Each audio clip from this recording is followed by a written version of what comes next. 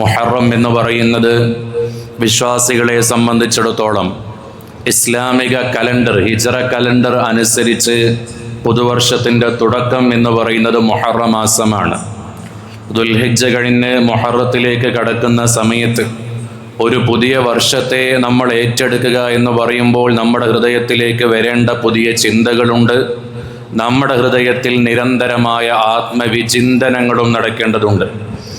ജീവിതമാകുന്ന പുസ്തകത്തിലെ ആയുസ്സാകുന്ന ഓരോ ഏടുകളും നമ്മളിങ്ങനെ മറിച്ചുകൊണ്ടിരിക്കുകയാണ്. 60 വർഷക്കാലം ഈ ലോകത്ത് ജീവിക്കാൻ അള്ളാഹു കണക്കാക്കിയ ഒരാളാണെങ്കിൽ അയാളുടെ ആയുസ്സിൽ നിന്ന് ചിലപ്പോൾ നമ്മൾ 40 പേജ് മറിച്ചു, 30 പേജ് മറിച്ചു, 35 പേജൊക്കെ മറിച്ചു കഴിഞ്ഞു. എത്രയാണോ അള്ളാഹു സുബ്ഹാനഹു വ തആല നമുക്ക് കണക്കാക്കിയതെങ്കിൽ ഇന്ന് നമ്മൾ നിലകൊള്ളുന്ന നമ്മുടെ വയസ്സിൻ്റെ അത്രയും വരുന്ന പേജുകൾ മറിച്ചു കഴിഞ്ഞു. ഇനി മുന്നിലുള്ളത് എത്ര പേജുകളാണ് എന്ന് നമുക്കറിയില്ല. അള്ളാഹു സുബ്ഹാനഹു വ തആല നമുക്കൊക്കെ ധാരാളം ആയുസ് അള്ളാഹു തആല നീട്ടി തരുമാറാകട്ടെ.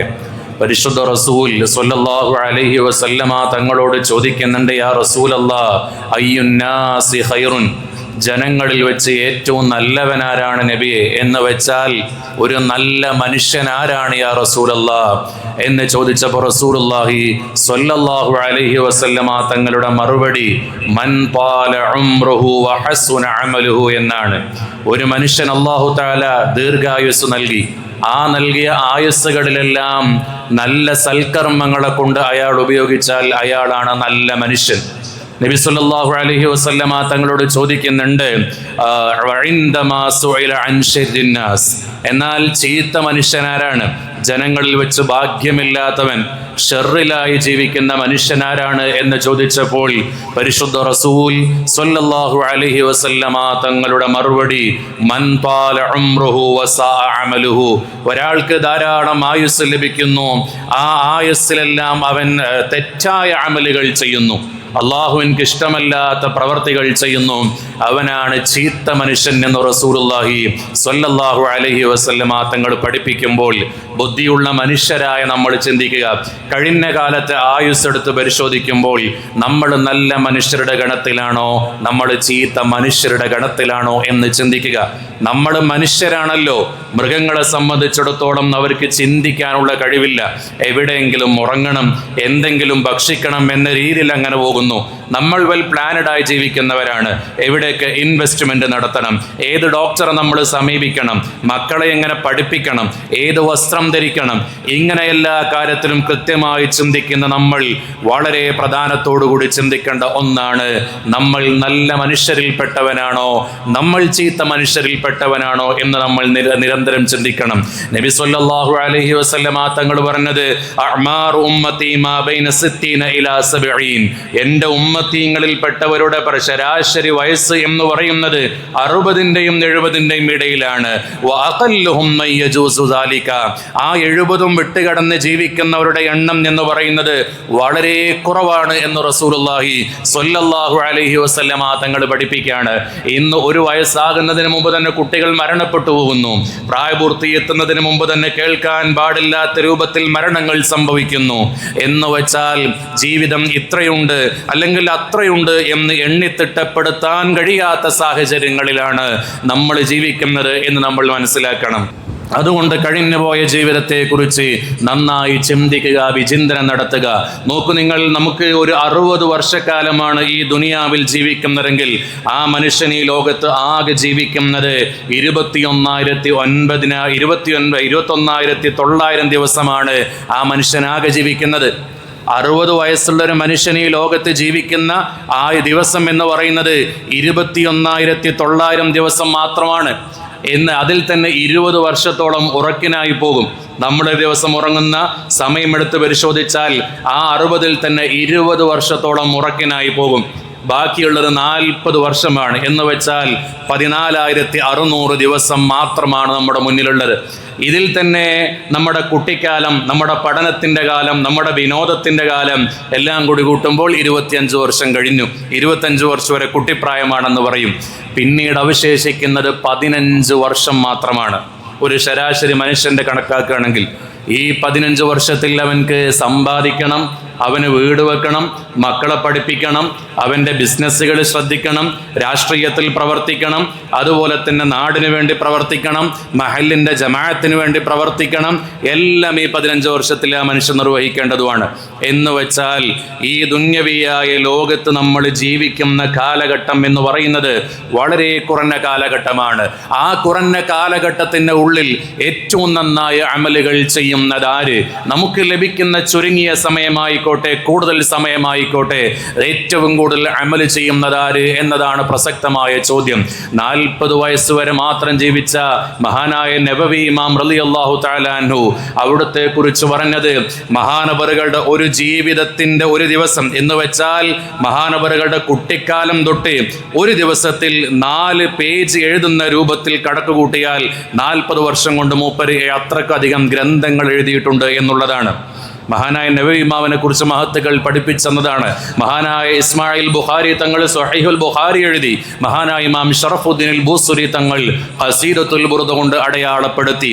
എന്ന് വെച്ചാൽ ഒരുപാട് ആയുസ് ലഭിക്കുക എന്നതുപോലെ പ്രധാനം തന്നെയാണ് കിട്ടിയ ആയുസ്സിനെ വളരെ നമുക്ക് ഉപകാരപ്പെടുന്ന രീതിയിൽ ഉപയോഗപ്പെടുത്തുക എന്നുള്ളത്. നമ്മുടെ മുൻകഴിഞ്ഞ മഹാത്മാക്കളെല്ലാം കിട്ടിയ ആയുസ്സിനെ ബുദ്ധിപരമായി ഉപയോഗപ്പെടുത്തിയവരാണ്. അള്ളാഹുവിന്റെ കോടതിയിലേക്ക് എത്തുന്ന സമയത്ത് ഒരു നിലക്കും നമുക്ക് എക്സ്ക്യൂസുകൾ പറഞ്ഞ് രക്ഷപ്പെടാൻ കഴിയില്ല എന്ന കാര്യത്തെ നമ്മൾ മനസ്സിലാക്കണം. ഇവിടെ നമ്മൾ എക്സ്ക്യൂസുകളുടെ ലോകത്താണ്. അള്ളാഹുവിൻ്റെ മുന്നിൽ ചെന്നാൽ അവിടെ എക്സ്ക്യൂസുകളില്ല, അവിടെ യാഥാർത്ഥ്യങ്ങളാണ്.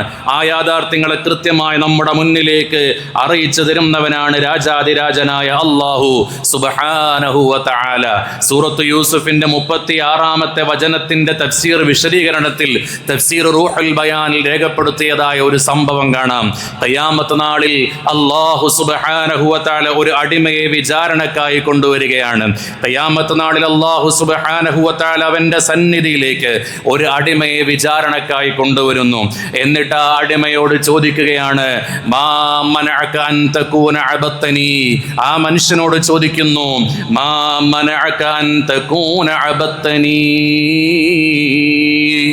എൻ്റെ അടിമയായി ദുനിയവിയായ ലോകത്ത് എൻ്റെ ഭക്ഷണം കഴിച്ച്, എൻ്റെ വായു കഴിച്ച്, ഞാൻ നൽകിയതെല്ലാം ഉപയോഗിച്ചുകൊണ്ട് ജീവിച്ച മനുഷ്യനല്ലയോ നീ?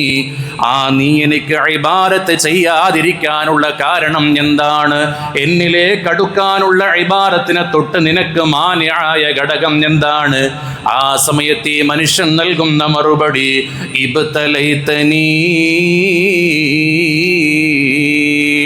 നീ എന്നെ പരീക്ഷിച്ചില്ലയോ അല്ലാ, ഫജഅൽത അലയ്യ അർബാബൻ ഫശഗലൂനി. ഞാനൊരു ഉടമസ്ഥന്റെ കീഴിൽ ജോലി ചെയ്യുന്നവനാണ്, ഞാനൊരു അധികാരിയുടെ കീഴിൽ ജോലി ചെയ്യുന്നവനാണ്.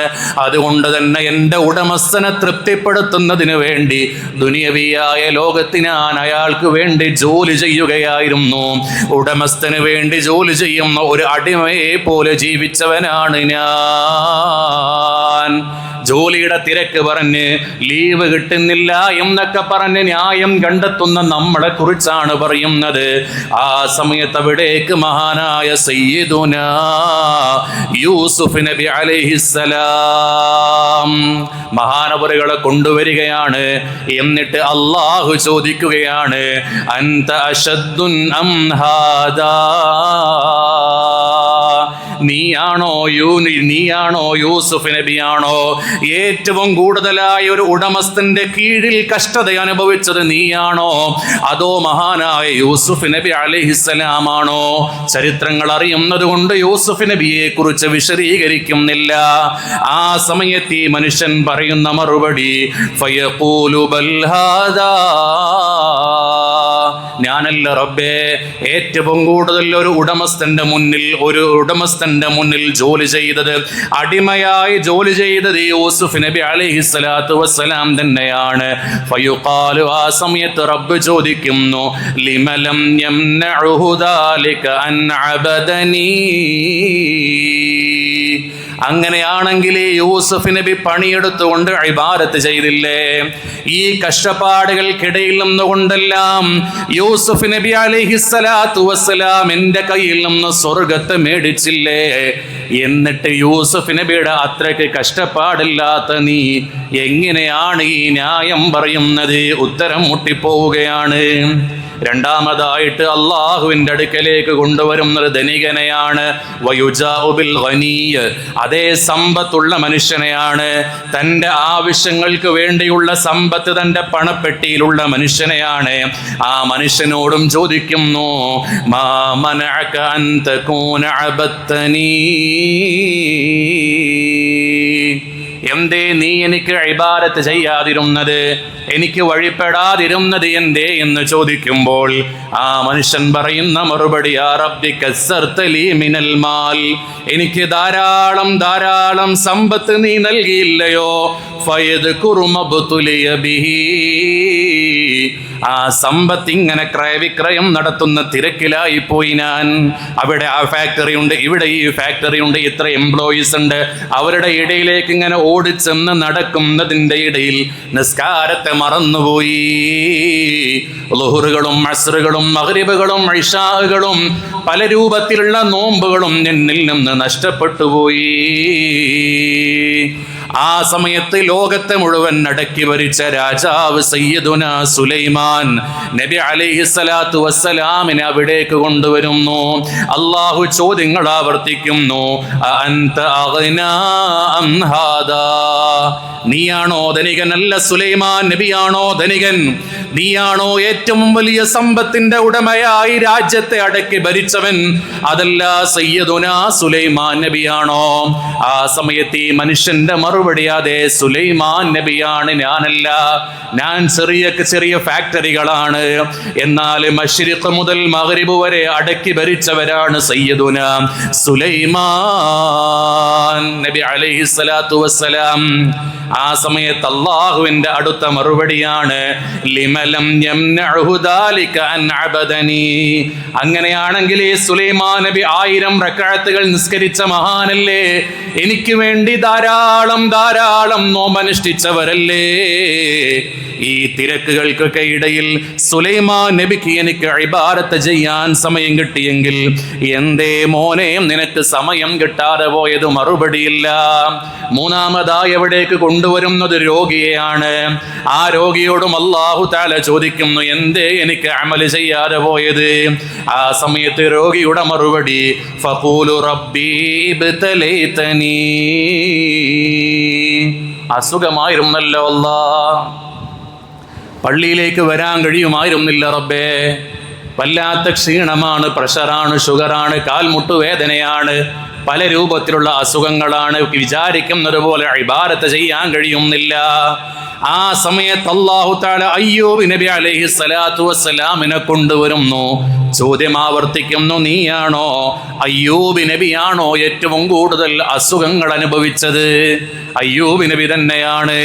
ആ അയ്യൂബ് നബി എൻ്റെ കയ്യിൽ നിന്ന് സ്വർഗത്തെ മേടിച്ചില്ലേ? എൻ്റെ തൃപ്തി വാങ്ങിക്കൂട്ടിയില്ലേ? പിന്നെ എന്തേ നിനക്ക് കഴിയാതിരുന്നത്? മറുപടിയില്ല, മറുപടിയില്ല. ഈ സ്ഥാനത്തൊക്കെ നിൽക്കേണ്ടത് ഞാനും നിങ്ങളുമാണ്. നാലാമതായി കൊണ്ടുവരുന്നത് ആരെയാണെന്നറിയോ? അതേ വയുജാഉ ബിയാഇസിൻ മിൻ റഹ്മത്തില്ലാഹ്, അള്ളാന്റെ റഹ്മത്തിനെ കൊണ്ട് നിരാശനായവനാണ്. ധാരാളം തെറ്റുകൾ ചെയ്തു പോയി, ധാരാളം തെറ്റ് ചെയ്തു പോയി. എങ്ങനെ നിസ്കരിക്കാൻ? അള്ളാഹുവിന്റെ മുന്നിൽ എങ്ങനെയാണ് ഞാൻ നിൽക്കുന്നത് എന്ന് ആലോചിച്ചുകൊണ്ട് വിഷമിച്ച മനുഷ്യനെയാണ് ആ മനുഷ്യന്റെ മുന്നിലേക്ക് ഫിർഔനിനെ കൊണ്ട് നിർത്തുന്നു അല്ലാഹ്. എന്നിട്ട് അല്ലാഹു സുബ്ഹാനഹു വ തആല ചോദിക്കുന്നു, അൻത കുൻത അക്സറ ഇസ്യാനം അം ഹാദാ, നീയാണോ ഫിർഔനാണോ ഏറ്റവും കൂടുതൽ തെറ്റ് ചെയ്തത്, ഏറ്റവും കൂടുതൽ പാപങ്ങൾ ചെയ്തത്? അല്ലാഹ് ഫിർഔന് തന്നെയാണ്, ഞാനല്ല. ആ സമയത്ത് അല്ലാഹുവിന്റെ മറുപടിയാണ്, ഫയുഖാലു ലഹു മാ ഹുവ യാഇസും മിൻ റഹ്മതി അല്ലതി വസിഅത് കുല്ല ഷൈഇൻ ഹൈസു അജ്റാ കലിമത തൗഹീദ് അലാ ലിസാനിഹി ഇൻദൽ ഗർഖി. ഈ ഫിർഔൻ ആരാണ്? സമുദ്രത്തിൽ ഇങ്ങനെ മുങ്ങി താഴുന്ന സമയത്ത് എൻ്റെ റഹ്മത്ത് അവന്റെ നാവിലേക്ക് വന്നില്ലേ? ആ സമയത്ത് ഫിർഔനിന്റെ നാവ് കൊണ്ട് ഫിർഔൻ അഷ്ഹദു അല്ലാ ഇലാഹ ഇല്ലല്ലാഹ് എന്ന് ഉച്ചരിക്കേണ്ട സന്ദർഭം എത്തിയില്ലേ? സമുദ്രത്തിൽ ഇങ്ങനെ മുങ്ങിത്താഴുന്ന സമയത്ത് അവസാന സമയത്ത് ഫിർഔൻ വരെ പറയാൻ ആഗ്രഹിച്ചിരുന്നു ഞാൻ ഇസ്ലാമിൽ വിശ്വസിക്കുന്നു എന്ന്. പക്ഷെ അല്ലാഹു തആല അതിന് തടസ്സം ഇട്ടുകൊടുത്തു. ഈ രൂപത്തിൽ അത്രയ്ക്ക് വലിയ ധിക്കാരം കാണിച്ച ഫിർഔനിന് പോലും അള്ളാഹു അവസാന സമയത്ത് നാവിൻ്റെ തുമ്പിലേക്ക് കലിമത്ത് തൗഹീദ് ഇട്ട് കൊടുക്കാൻ ഉദ്ദേശിച്ചെങ്കിൽ എന്തുകൊണ്ട് നിനക്ക് റഹ്മത്ത് കിട്ടില്ല? ആ കാരണം പറഞ്ഞുകൊണ്ട് എങ്ങനെയാണ് നീ മാറി നിൽക്കുന്നത്? അതുകൊണ്ട് എൻ്റെ പ്രിയപ്പെട്ടവരെ, ഒരു ന്യായം പറഞ്ഞുകൊണ്ടും അള്ളാഹുവിൻ്റെ മുന്നിൽ രക്ഷപ്പെടാൻ കഴിയൂല. കിട്ടുന്ന സമയങ്ങൾ ഉപയോഗപ്പെടുത്തുക. എങ്ങനെയാണോ ഇബാദത്ത് ചെയ്യാൻ പോസിബിളായ സമയങ്ങൾ ഉണ്ടാക്കുന്നത്, അത് നമ്മുടെ ആവശ്യമാണ്, നമ്മളത് ഉണ്ടാക്കുക തന്നെ ചെയ്യണം. അല്ലാഹു തആല തൗഫീഖ് നൽകുമാറാകട്ടെ. നബി സല്ലല്ലാഹു അലൈഹി വസല്ലമ തങ്ങൾ പറയുന്നുണ്ടല്ലോ, മഹാനായ ഇബ്നു അബ്ബാസ് തങ്ങളെ തൊട്ട് ഉദ്ധരിക്കുന്നുണ്ട്, നിഅമതാനി മഗ്ബൂനുൻ ഫീഹിമാ കസീറുൻ മിനന്നാസ്. രണ്ട് കാര്യങ്ങൾ ജനങ്ങൾ അശ്രദ്ധവാന്മാരായി പോകുന്നു. ജനങ്ങൾ ആ രണ്ട് കാര്യത്തെ വെറുതെ ഉപയോഗപ്പെടുത്തുക, വെറുതെ കളയുകയാണ്. എന്താണത്? ഒന്ന് അസ്സിഹ വൽ ഫറാഹു, അവൻ്റെ യുവത്വമാണ്, അവൻ്റെ സമയമാണ്. ഈ രണ്ട് കാര്യങ്ങളും നമ്മൾ വെറുതെ നഷ്ടപ്പെടുത്തിക്കൊണ്ടിരിക്കുകയാണ്. പുതിയ കാലഘട്ടത്തിൽ എത്ര സമയങ്ങളാണ് നമുക്ക് നഷ്ടപ്പെട്ടു പോകുന്നത് നമ്മുടെ സ്ക്രീനിൻ്റെ മുകളിൽ. അതുപോലെ തന്നെ വ്യത്യസ്തങ്ങളായ വിനോദങ്ങളുടെ മുന്നിലായി എത്ര സമയങ്ങളാണ് നമ്മൾ നഷ്ടപ്പെടുത്തുന്നത്. ആ സമയങ്ങൾ നഷ്ടപ്പെടുമ്പോൾ നഷ്ടപ്പെടുന്നത് സമയം ആണ്, നമ്മുടെ സമ്പത്താണ്, നമ്മുടെ യുവത്വമാണ്. ഇതെല്ലാം നഷ്ടപ്പെട്ടുകൊണ്ടിരിക്കുകയാണ്. കഴിഞ്ഞ 2-3 ദിവസങ്ങളായി സോഷ്യൽ മീഡിയയിൽ നടക്കുന്ന ചില കാര്യങ്ങളൊക്കെ നമ്മൾ കണ്ണോടിക്കേണ്ടതാണ്. തൊപ്പി എന്ന് പറയുന്ന ഒരു ഗ്യാങ്ങിൻ്റെ ലീലാവിലാസങ്ങളെ കൊണ്ട് മലീനസമായി പോയി നമ്മുടെ സോഷ്യൽ മീഡിയ. എത്ര പരസ്യമായിട്ടാണ് സ്വയംഭോഗം നടത്തുന്നതും 18 വയസ്സിന് താഴെയുള്ള ആളുകൾക്ക് ലഹരി കൊടുക്കുന്നതും അവരുടെയൊക്കെ ശരീരത്തിൻ്റെ സ്വകാര്യ ഭാഗങ്ങളൊക്കെ പ്രദർശിപ്പിക്കുന്നത് യൂട്യൂബ് വഴി ലൈവ് സ്ട്രീമിംഗ് ചെയ്തുകൊണ്ടിരിക്കുകയാണ്. ഇത് കാണുന്നത് പുതിയ ജനറേഷനാണ്. ഇതൊക്കെ സാധാരണയായി എന്ന് തോന്നിപ്പിക്കുന്ന രൂപത്തിൽ, മാനവരാശിയെ തന്നെ നാണിപ്പിക്കുന്ന രൂപത്തിലുള്ള പ്രവർത്തനങ്ങൾ നമ്മുടെ ഈ സമൂഹത്തിൽ, ഈ പുതിയ കാല യുവത്വം ഇതൊക്കെ മലീനസപ്പെടുത്തുന്നു എന്നത് സങ്കടകരമായ കാര്യമാണ്. ഇതിനെയൊക്കെ കൂച്ചു വിലങ്ങിടേണ്ട സമയമായി. ലൈവ് സ്ട്രീമിങ്ങിൽ വന്നുകൊണ്ട് പറയാണ്, നിങ്ങളൊക്കെ സപ്പോർട്ട് ചെയ്യണം, നിങ്ങൾ കാണൽ നിർത്തിയാൽ മേടിച്ച വീടിൻ്റെ റെന്റ് പോലും കൊടുക്കാൻ കഴിയൂല, അധ്വാനിക്കാതെ സോഷ്യൽ മീഡിയയിൽ നിന്ന് മാത്രം കിട്ടുന്ന പണം കൊണ്ട് ജീവിക്കുക എന്ന രൂപത്തിലേക്ക് ഒരു തലമുറ മാറിക്കഴിഞ്ഞു. ഇങ്ങനെ തലമുറ മാറുമ്പോഴാണ് ലഹരിയുടെ ഉപയോഗം കൂടുന്നത്. പ്രത്യേകിച്ച് ജോലിക്കൊന്നും പോകാനില്ല, ദിവസത്തിൽ 1-1.5 മണിക്കൂറോ ഒരു യൂട്യൂബിൻ്റെ മുന്നിലിരുന്നാൽ വരുമാനം കിട്ടി. അങ്ങനെ കിട്ടുന്ന സമയത്ത് ലഹരിയിലേക്ക് നുണയുന്നു. കാരണം മറ്റു കാര്യങ്ങളിലൊന്നും എൻഗേജ്ഡ് ആവാനില്ലല്ലോ. അവിടെയാണ് നമ്മുടെ ഈ ഓപ്പറേഷൻ തൂഫാനിൻ്റെ ഒക്കെ പ്രസക്തി നമ്മൾ മനസ്സിലാക്കേണ്ടത്. നമ്മുടെ കേരളം എന്ന് പറയുന്നത് എന്തെങ്കിലും ഒരു ദുരിതം വരുന്ന സമയത്ത് ചേർന്ന് നിന്നുകൊണ്ട് രാഷ്ട്രീയങ്ങൾക്കപ്പുറത്ത് കൈകോർക്കുന്നവരാണ്. നിപയും പ്രളയവും എല്ലാം വന്ന സമയത്ത് അങ്ങനെ കൈകോർത്തവരാണ്. കൊറോണ വന്ന സാഹചര്യം അങ്ങനെ കൈകോർത്തവരാണ്. പെരുമ്പാവൂരാണ് ഏറ്റവും കൂടുതലായിട്ട് ലഹരിയുടെ വേട്ട നടക്കുന്നത്, ഓപ്പറേഷൻ തൂഫാൻ നടക്കുന്നത്. എൻ്റെ ഓർമ്മ ശരിയാണെങ്കിൽ 15-ാം തീയതി കേരളത്തിൻ്റെ ആഭ്യന്തരമന്ത്രി നേരിട്ട് പെരുമ്പാവൂരിലേക്ക് വരികയാണ്. പെരുമ്പാവൂര് എന്ന് പറയുന്നത് കാഞ്ഞിരക്കാട്ടിന് ട്രെയിന് പിടിച്ചു പോകേണ്ട ദൂരമൊന്നുമില്ലല്ലോ. നമ്മളൊന്ന് നേരാവണ്ണം ഓടിയ 2 മിനിറ്റ് കൊണ്ട് എത്തുന്ന സ്ഥലമാണ് ഈ പെരുമ്പാവൂര്. അപ്പം നമ്മുടെ പുതിയ തലമുറ ഈ രൂപത്തിൽ മലീനസപ്പെട്ടുകൊണ്ടിരിക്കുന്നു. അതുകൊണ്ട് ഇത്തരം കാര്യങ്ങളിലൊക്കെ നമ്മൾ രാഷ്ട്രീയം മറന്നുകൊണ്ട് മനുഷ്യനെ പരിഗണിച്ചുകൊണ്ട് അതിനോട് സഹകരിക്കണം. പോലീസ് ഉദ്യോഗസ്ഥരോട് സഹകരിക്കണം, ആ ഡിപ്പാർട്ട്മെന്റിനോട് സഹകരിക്കണം.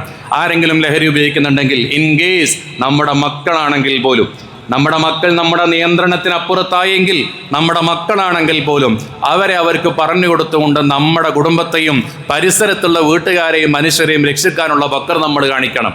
അതുകൊണ്ട് തന്നെ ആ ഓപ്പറേഷൻ തൂഫാനിനൊക്കെ എല്ലാ രൂപത്തിലുള്ള സപ്പോർട്ടും വിശ്വാസികളായ നമ്മൾ എല്ലാ നിലക്കും കൊടുക്കണം എന്ന് സാന്ദർഭികമായി നിങ്ങളോട് ഓർമ്മപ്പെടുത്തുകയാണ്. കൂട്ടത്തിൽ ഒരു കാര്യം കൂടെ അവിടെ പറയാതിരിക്കാൻ വയ്യ. ഓപ്പറേഷൻ തൂഫാനിൽ ലഹരി വേട്ട എന്ന് പറഞ്ഞുകൊണ്ട് ഈ മയക്കുമരുന്നും കഞ്ചാവുകളും MDMA-കളും നമുക്കറിയുന്നതും അറിയാത്തതുമായ ലഹരികൾ മാത്രം പിടിച്ചെടുക്കുന്നതിലേക്ക് മാത്രം ഒതുങ്ങിക്കൂടിയാൽ പോരാ. മദ്യം എന്ന് പറയുന്നതും വലിയൊരു ലഹരിയാണ്. മദ്യം കാരണം എത്ര രൂപത്തിലുള്ള നഷ്ടങ്ങളാണ് നമ്മുടെ നാടുകളിൽ സംഭവിക്കുന്നത്. അതുകൊണ്ട് ഘട്ടം ഘട്ടമായി മദ്യനിരോധനം നടപ്പിലാക്കുന്നതിനെ കുറിച്ച് ഏത് സർക്കാരുകളാണെങ്കിലും ആ സർക്കാരുകൾ ചിന്തിക്കണം. ഒരു ഭാഗത്ത് മദ്യനിരോധനത്തിനെതിരെയുള്ള ബോധവൽക്കരണം നടക്കുന്നു, മറ്റൊരു ഭാഗത്ത് ATM കൗണ്ടറുകളെ പോലെ മദ്യശാലകൾ അനുവദിക്കുന്നു. എന്താണ് ഇതുകൊണ്ട് കാര്യമുള്ളത്? അതുകൊണ്ട് മദ്യം നിർത്തലാക്കാനുള്ള ശ്രമങ്ങളും നടക്കണം. അത് അത്രക്കധികം നടക്കാത്ത കാര്യമാണ് എന്നൊന്നും മനസ്സിലാക്കണ്ട. നമ്മുടെ ഇന്ത്യ രാജ്യത്തുള്ള ഒരു പ്രദേശമാണല്ലോ ലക്ഷദ്വീപ്. 1979 മുതൽ ഏകദേശം 45 വർഷക്കാലമായി പൂർണ്ണമായി മദ്യനിരോധനം ഏർപ്പെടുത്തിയ നാടാണ് ലക്ഷദ്വീപ്. ഇപ്പൊ കേന്ദ്ര ഗവൺമെന്റ് അവിടെ മദ്യം കൊണ്ടുവരുന്നു എന്ന് പറയുന്നു. അല്ലാഹു തആല മുസീബത്തിനെ തൊട്ട് കാക്കട്ടെ. ആ നാട്ടിൽ പോലീസ് ഉദ്യോഗസ്ഥരുടെ ആവശ്യമില്ല. ഇന്ത്യയിൽ ഏറ്റവും കുറഞ്ഞ കുറ്റകൃത്യങ്ങളുള്ള ക്രൈം റേറ്റുള്ള റെക്കോർഡുള്ള സ്ഥലമാണ് ലക്ഷദ്വീപ് എന്ന് പറയുന്നത്. സമാധാന അന്തരീക്ഷത്തിൽ നിലനിൽക്കുന്ന നാട്. ഇനി നിങ്ങൾ ഗുജറാത്തിലോട്ട് നോക്കൂ. ആ ഗുജറാത്ത് എന്ന് പറയുന്ന സംസ്ഥാനം രൂപീകരിച്ചത് മുതൽ 1960 മുതൽ അവിടെ മദ്യമില്ല. മഹാത്മാഗാന്ധിയോടുള്ള ആദര സൂചകമായിട്ട് അവിടെ മദ്യത്തിനൊഴുക്കില്ല. എന്നു മാത്രമല്ല, അത് നടപ്പിലാക്കിയ രീതി എങ്ങനെയാണ്? കർശനമായ നിയമങ്ങൾ കൊണ്ടുവന്നു. ആ നിയമങ്ങൾ നടപ്പിലാക്കാനുള്ള എല്ലാ നടപടികളും ഏറ്റെടുത്തു. തൽഫലമായി ഇന്ന് ഗുജറാത്തിന്റെ അവസ്ഥ എന്താണ്? ഗുജറാത്താണ് നമ്മുടെ ഇന്ത്യയിൽ സ്ത്രീ സുരക്ഷയിൽ മുന്നിട്ട് നിൽക്കുന്ന സംസ്ഥാനം എന്ന് പറയുന്നത് ഗുജറാത്താണ്. എന്നു മാത്രമല്ല, മദ്യത്തിന്റെ ഭാഗത്തിലുള്ള വരുമാനമില്ലെങ്കിലും ഏറ്റവും കൂടുതൽ ഇന്ത്യയിൽ വ്യവസായ നിക്ഷേപമുള്ള സാമ്പത്തിക ശക്തിയായി വളരുന്ന നാടാണ് ഗുജറാത്ത് എന്ന് പറയുന്നത്. അപ്പൊ മദ്യത്തിലൂടെ മാത്രമാണ് ഖജനാവ് നിറക്കാൻ പറ്റുക എന്ന ധാരണ തെറ്റാണ്.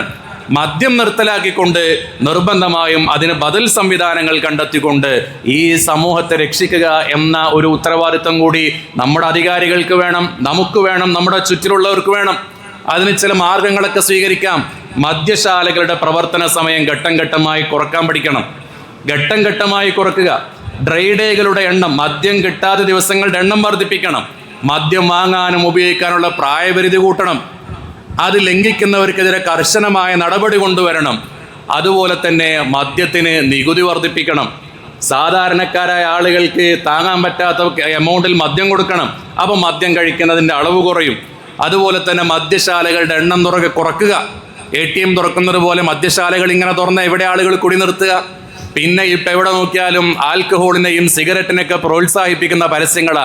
ഈ പരസ്യങ്ങളൊക്കെ നിർത്തലാക്കി ഈ ഓപ്പറേഷൻ തൂഫാനോടുകൂടി മദ്യവിതരണത്തിലുള്ള നിയന്ത്രണം കൂടി കൊണ്ടുവരണം. അതിനുള്ള ശ്രദ്ധ കൂടി നമ്മുടെ അധികാരികൾ മുന്നോട്ട് വെക്കണം എന്ന് സാന്ദർഭികമായി ഓർമ്മപ്പെടുത്തുകയാണ്. എൻ്റെ പ്രിയപ്പെട്ടവരെ, ആമുഖത്തിൽ സൂചിപ്പിച്ചല്ലോ, പരിശുദ്ധമായ മുഹറം മാസം നമ്മിലേക്ക് കടന്നു വരികയാണ്. അടുത്ത വെള്ളിയാഴ്ച മുഹറത്തിലെ ആദ്യത്തെ വെള്ളിയാഴ്ചയാണ്. ഇത് ഈ വർഷത്തിലെ അവസാനത്തെ വെള്ളിയാഴ്ചയുമാണ്. കിതാബുകളിൽ കാണാം ഏറ്റവും കുറഞ്ഞ ആയുസ്സുള്ള സമുദായം എന്ന് പറയുന്നത് റസൂലുള്ളാഹി സ്വല്ലല്ലാഹു അലൈഹി വസല്ലമ തങ്ങളുടെ മുഹമ്മദിയ സമുദായമാണ്. അതുകൊണ്ട് അങ്ങനെ ആയുസ് കുറവാണെങ്കിലും അവരുടെ അമലുകൾ കുറയാൻ പാടില്ല, ആഖിറത്തിലുള്ള സ്ഥാനങ്ങൾ കുറയാൻ പാടില്ല. അതുകൊണ്ട് ഏറ്റവും കൂടുതൽ ഓഫറുകൾ ലഭിക്കുന്ന സമുദായം എന്ന് പറയുന്നത് നബി സല്ലല്ലാഹു അലൈഹി വസല്ലമ തങ്ങളുടെ സമുദായമായ നമുക്കാണ്. ഈ മുഹറമാണെങ്കിലും അതുപോലെ തന്നെ അറഫാ ദിനമാണെങ്കിലും റജബാണെങ്കിലും ഷഅബാനാണെങ്കിലും ഷവ്വാലിൻ്റെ 6 ദിനങ്ങളാണെങ്കിലും ഇതൊക്കെ അല്ലാഹു സുബ്ഹാനഹു വ തആല സംവിധാനിച്ചത് നമ്മുടെ ഒരു പവർ കൂടാനാണ്, നമ്മുടെ പൊസിഷൻ വർദ്ധിപ്പിക്കാൻ വേണ്ടിയിട്ടാണ്. മുഹറത്തെ കുറിച്ച് പറഞ്ഞത് ഷഹ്റുല്ലാഹിൽ മുഹറം. മുഹറം എന്ന് പറയുന്നത് അള്ളാഹുവിൻ്റെ മാസമാണ്. യുദ്ധം ഹറാമാക്കപ്പെട്ട, നിഷിദ്ധമാക്കപ്പെട്ട മാസങ്ങളിൽപ്പെട്ട ഒരു മാസമാണ് മുഹറം മാസം എന്ന് പറയുന്നത്. എന്നു മാത്രമല്ല, ധാരാളം പ്രത്യേകതകൾ. ഏറ്റവും കൂടുതൽ റമദാൻ കഴിഞ്ഞാൽ നോമ്പനുഷ്ഠിക്കുന്നതിന് ഏറ്റവും കൂടുതൽ പ്രതിഫലമുള്ള മാസം അത് പരിശുദ്ധമായ മുഹറം മാസമാണെന്ന് റസൂലുള്ളാഹി സ്വല്ലല്ലാഹു അലൈഹി വസല്ലമ തങ്ങൾ പറയുന്നുണ്ട്. നബി സല്ലല്ലാഹു അലൈഹി വസല്ലമ തങ്ങളോട് ചോദിക്കുന്നുണ്ട്, യാ റസൂലല്ലാഹ് അഖ്ബിർനി ബിശഹ്റിൻ അസൂമുഹു ബഅദ റമളാൻ. റമളാൻ കഴിഞ്ഞാൽ ഏറ്റവും കൂടുതൽ ഞങ്ങൾ നോമ്പനുഷ്ഠിക്കേണ്ടത് ഏത് മാസത്തിലാണ്? ഫഖാല റസൂലുള്ളാഹി സ്വല്ലല്ലാഹു അലൈഹി വസല്ലം തങ്ങൾ പറയുന്നത്, ഇൻ കുൻത സ്വായിമൻ ശഹ്റൻ ബഅദ റമളാൻ, നീ റമദാനിന് ശേഷം നോമ്പനുഷ്ഠിക്കാൻ ഉദ്ദേശിക്കുന്നുണ്ടെങ്കിൽ നീ മുഹറം മാസത്തിൽ നോമ്പനുഷ്ഠിക്കുന്ന പരിശുദ്ധ റസൂൽ സ്വല്ലല്ലാഹു അലൈഹി വസല്ലമ തങ്ങൾ. എൻ്റെ സംസാരം നിർത്തുകയാണ്. അതുകൊണ്ട് മുഹറം മാസത്തിൽ ചെയ്യേണ്ട ഏറ്റവും നല്ല അമൽ എന്ന് പറയുന്നത് ധാരാളം നോമ്പനുഷ്ഠിക്കുക എന്നുള്ളതാണ്. ഒരു 2 ഹദീസ് കൂടി പറയാൻ ആഗ്രഹിക്കുന്നു. നബി സല്ലല്ലാഹു അലൈഹി വസല്ലമ തങ്ങൾ പറയുന്നുണ്ട്, ഒരാൾ ദുൽഹിജ്ജയുടെ അവസാനത്തെ ദിവസവും മുഹറത്തിന്റെ ആദ്യത്തെ ദിവസവും നോമ്പെടുത്തു കഴിഞ്ഞാൽ ജഅലഹുല്ലാഹു കഫാറത്തൻ 50 സന, അല്ലാഹു തആല 50 വർഷത്തെ പാപങ്ങൾക്കുള്ള കഫാറത്താക്കി അവന്റെ ആ നോമ്പുകളെ മാറ്റുന്നതാണ്. വസൗമ യൗമുൽ മുഹറമി ബിസൗമി 30 യൗമ, മുഹറം മാസത്തിലെ ഒരു നോമ്പ് എന്ന് പറഞ്ഞാൽ 30 ദിവസത്തെ നോമ്പിന് തുല്യമാണെന്ന് പരിശുദ്ധ റസൂൽ സ്വല്ലല്ലാഹു അലൈഹി വസല്ലം. ദുൽഹിജ്ജയുടെ അവസാനത്തെ ദിവസവും നോമ്പെടുക്കുക, മുഹറത്തിന്റെ ആദ്യത്തെ ദിവസവും നോമ്പ് അനുഷ്ഠിക്കുക. ആയിഷ ഉമ്മിൽ നിന്ന് ഉദ്ധരിക്കുന്നുണ്ട്, ഹബീബായ തങ്ങൾ പറയുന്നു, മൻ സ്വാമ അയ്യാമൽ അശ്രി ഇലാ അശൂറാ, ഒരാൾ മുഹറം 1 തൊട്ട് 10 വരെ നോമ്പ് അനുഷ്ഠിച്ചു കഴിഞ്ഞാൽ ഔറസൽ ഫിർദൗസൽ അഅ്ലാ, അല്ലാഹു സുബ്ഹാനഹു വ തആല അവന്റെ സ്ഥാനം ഫിർദൗസുൽ അഅ്ലാ എന്ന് പറഞ്ഞാൽ സ്വർഗ്ഗത്തിലെ ഏറ്റവും ഉന്നതമായ സ്ഥാനത്തേക്ക് എത്തിക്കുന്നതാണ്. ഇങ്ങനെ ധാരാളം വിഷയങ്ങൾ മുഹറത്തെ കുറിച്ച് പറയാനുണ്ട്. അടുത്ത ആഴ്ച കഴിഞ്ഞിട്ടാണ് നമ്മുടെ ആശുറാവും താസുആയും വരുന്നത് ഇൻഷാ അല്ലാഹ്. അതുകൊണ്ട് അന്നേരം ആ വിഷയം പറയാമെന്ന് കരുതിയിട്ടാണ്. മുഹറമാണ് വരുന്നത്, ദുആക്ക് ഉത്തരമുള്ള ദിവസങ്ങളാണ്. മുഹറത്തിന്റെ ആദ്യത്തെ രാത്രിക്കും പകലിനും വലിയ പ്രത്യേകതകളുണ്ട്. ദുൽഹിജ്ജയുടെ അവസാനത്തെ രാത്രിക്കും പകലിനും വലിയ പ്രത്യേകതകളുണ്ട്. അതെല്ലാം ഉപയോഗപ്പെടുത്തണം. അല്ലാഹു തആല തൗഫീഖ് നൽകി അനുഗ്രഹിക്കുമാറാകട്ടെ.